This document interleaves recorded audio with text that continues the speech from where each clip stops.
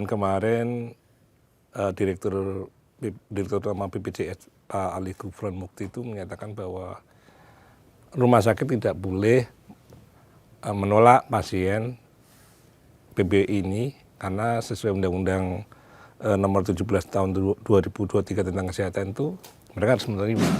Jadi Lah gimana keluar sekolah cilok, bakso goreng, cilor, itu bikinnya di pinggir jalan, terus kikil, bikinnya di bawah, apalagi bakso apa, cilor, maklor, basreng, kayak gitu. Terus bumbu-bumbunya mecin-mecin warna-warna.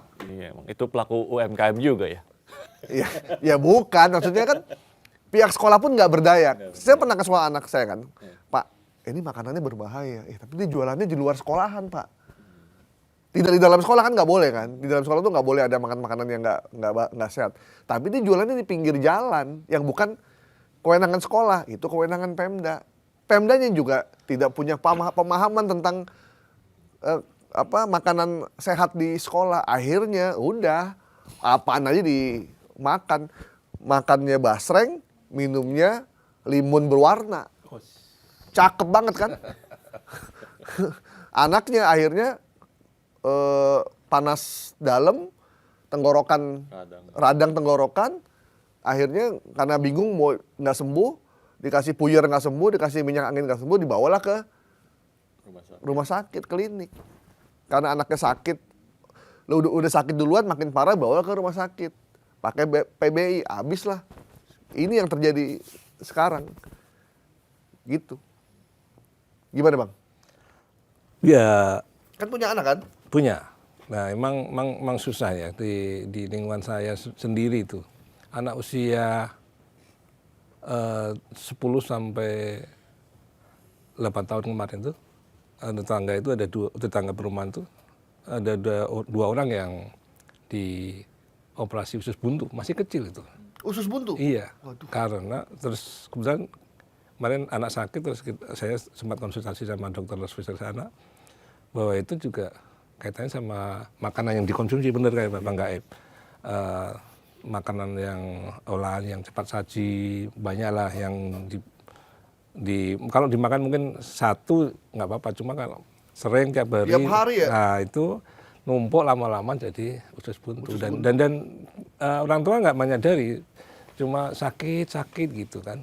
Ternyata telah dibawa ke rumah sakit usus buntu gitu loh. Itu kan udah parah, baru masih kecil udah segitu, berarti pola makan yang salah gitu ya. Tapi memang sulit kalau kita udah larang, ternyata di sekolah temannya jajan dikasih, ya, bener-bener. main dikasih sama temannya, susah juga kita untuk melarang itu. Jadi edukasi yang penting ya? Edukasi yang penting.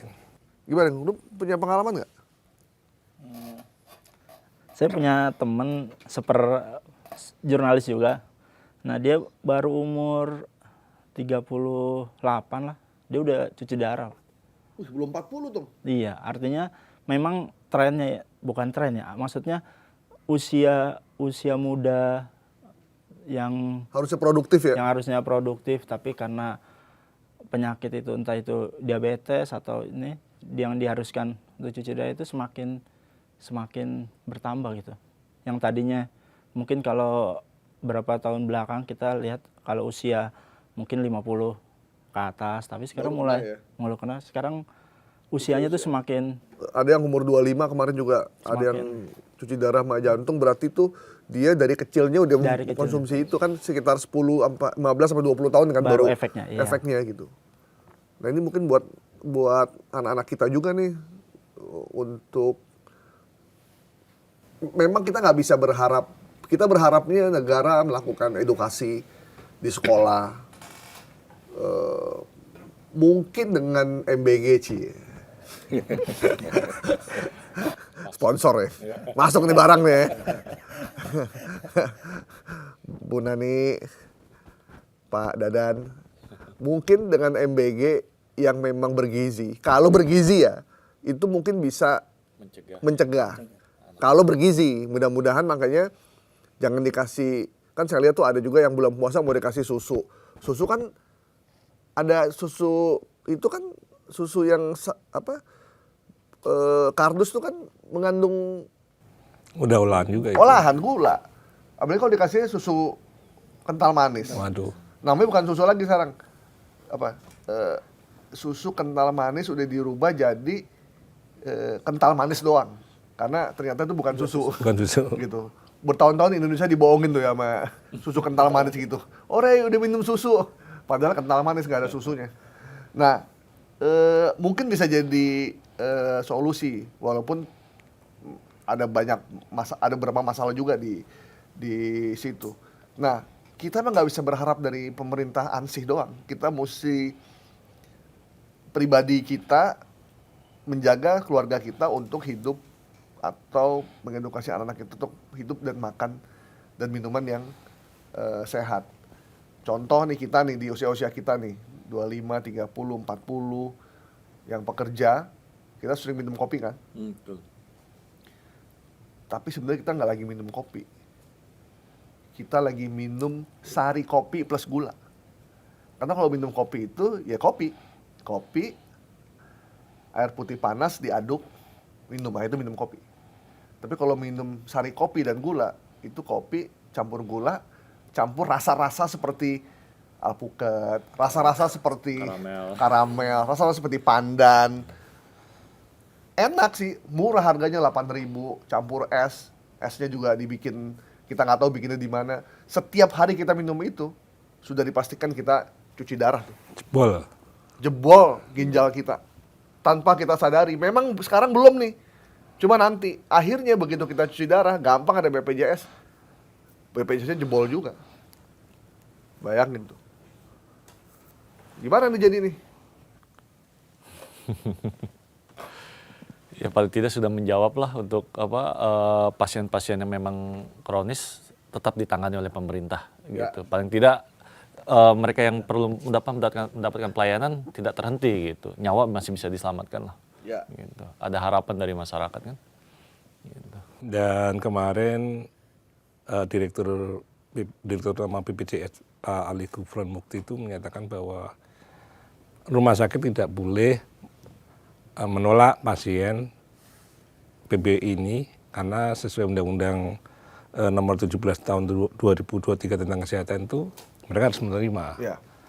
Satu, yang kedua, Kemensos Pak Saiful Yusuf itu menyatakan bahwa terkait dengan update data PBI ini yang terhapus, yang dinonaktifkan ini bisa mendaftar lagi lewat kelurahan. Jadi dipermudah, karena kalau kita bayangkan di luar daerah mungkin agak susah ya, yang di kepulauan itu gimana. Nah itu akhirnya bisa dijembatani di daftar ulang di kelurahan, itu mungkin juga terobosan ya, supaya yang penting jaminan dulu, jaminan untuk bisa berobat itu dan bisa aktivasi di tingkat kelurahan. Dan semoga kelurahannya juga terupdate dengan kondisi ini. Khawatirnya cuma kesepakatan antar pimpinan Di bawahnya nggak nyampe. Itu tuh yang paling penting tuh. Jadi harapannya kita itu sesama menteri, kan kayak menteri-menteri itu kan kalau mau sidang kabinet kan ngobrol-ngobrol ya. Kita bisa di TV ya. Betul. Kan kita bisa Bud, gimana Bud? Aman nih gitu. Pur, duit aman Pur. Terus nanya ke siapa satu lagi tuh? Mensos gitu kan. Siapa namanya? Saiful, Gus, itu PBI gimana kok di stop gitu. Kan bisa ngomong itu ya sambil ngopi ya. Kenapa harus di DPR gitu? Jadi rakyat jadi ngeliatnya kan kok lu nggak koordinasi, katanya tiap sidang kabinet gitu. Apa sih masalahnya? Kan di sidang kabinet apa sih yang diomongin?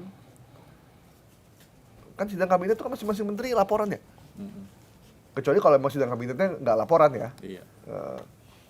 Presidennya aja yang pidato, menterinya nggak banyak bicara, kan kita nggak tahu nih. Tapi harusnya para menteri ini koordinasi dan bisa diselesaikan di situ. Jadi di DPR tidak jadi perdebatan kusir. DPR tuh membahas hal-hal yang lebih berguna gitu, yang lebih memang rakyat butuhkan daripada ngomongin sesuatu ini yang sebenarnya ranahnya eksekutif. Nah, kadang kan di DPR juga memanfaatkan isu ini jadi isu politik jadinya. buat konstituennya, buat segala macam. Memang walaupun memang ada yang niat tulus sih, cuma yang kayak gini-gini harusnya bisa diselesaikan secara eksekutif aja di meja di antara, kan cuma 4 menteri sebenarnya nggak begitu sulit lah, apalagi ini ngomongin rakyat. Jadi harusnya lebih baik lah kita untuk urusan ini. Dan cenderung permasalahan birokrasi ini kan. Oh iya, masalah data memang ini jadi PR yang berat, karena saya punya langganan ojek ya, menurut saya dia layak untuk terima PBI. Anaknya 2, istrinya tukang cuci, dianya Gojek, nggak ada pendapatan tetap. Terus kadang suka set, itu anakku udah taruh di BPJS, belum nih karena belum bayar, nggak ada duitnya gitu. Anak kedua kan berarti kalau 4 lumayan kan Lumayan. untuk pendapat. Terus emang nggak dapat yang gratis, udah penuh kuotanya udah Nah, nggak ada kuotanya gitu, maksudnya udah habis, kecuali yang satu udah meninggal. Lo jadi nyumpain yang itu meninggal dulu baru bisa masuk gitu. Maksudnya jadi memang kuotanya dibatasin, ternyata nggak bisa sembarangan gitu. termasuk yang 50 juta itu nih Menteri. Iya, termasuk 10 juta yang harusnya nerima, cuman nggak nerima. Nah, memang sama RT nggak didata, nggak, RT nggak pernah datang. Terus yang didata MRT siapa? Nah, itu. Ya itu, yang kayak gitu-gitu tuh yang kadang Dibenahi itu. menteri nggak turun ke bawah, camat nggak turun ke bawah, deputi menteri nggak turun ke bawah, lurahnya nggak turun ke bawah, gitu. Ya akhirnya begini kondisinya, gitu. Jadi kita khawatir nih untuk urusan data aja begini, apalagi kalau kelurahan disuruh pegang lembaga atau perusahaan profit seperti koperasi. Gitu. Makanya saya lebih setuju kalau koperasi kayak Merah Putih gitu ada pilot projectnya dulu di satu wilayah. Nanti ketemulah tuh bisnis modelnya, ketahuan bagaimana prosesnya, di mana kesalahannya. Nah setelah itu baru dikembangkan, oh kita nggak boleh begini. Jangan dilakukan serempak dan semuanya belum tahu tentang koperasi. Oke, kalau jadi panjang urusan ini ngomongin. Jadi ke koperasi. Jadi ke koperasi. Oke, thank you ya. Semua teman-teman, sampai ketemu lagi di Sindoskop untuk bahasan yang lebih menarik. Semoga urusan PB ini bisa selesai. Amin. Dan masyarakat Amin. yang lagi cuci darah, lagi operasi ginjal dan lain-lain bisa tetap berobat dan tertangani. Seperti kata Purbaya, duitnya ada. Jadi kita bukan cuma kaya bareng-bareng, tapi juga harus sehat bareng-bareng. Demikian, sampai jumpa minggu depan. Bye-bye.